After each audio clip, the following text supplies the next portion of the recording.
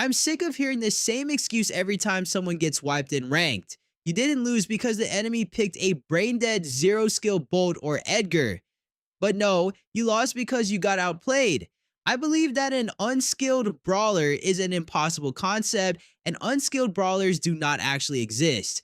Now, my esports playing friend completely disagrees with me on this. He argues that mechanically, some brawlers objectively have harder mechanics to learn than others.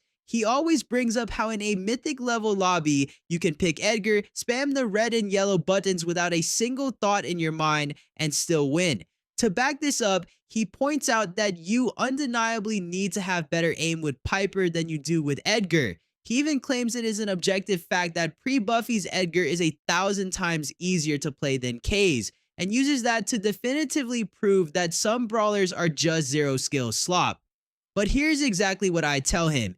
Using physical mechanics as a skill metric is pure cope. This game is fundamentally not mechanically difficult, meaning the actual gap between brawler mechanics is not big enough to make a huge difference. It is completely ridiculous to have players screaming that their specific dash and tap brawler takes sheer willpower and determination, while crying that an opponent's leap and tap brawler is lazy and stupid. The skill gap for every single brawler is entirely subjective to the playstyle of the user. For instance, I personally find El Primo much easier to use than Bolt, Edgar, and other supposedly brain-dead brawlers.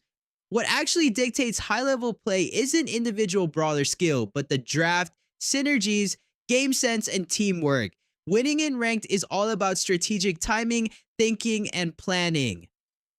Let's look at a matchup between Damien and Meeple.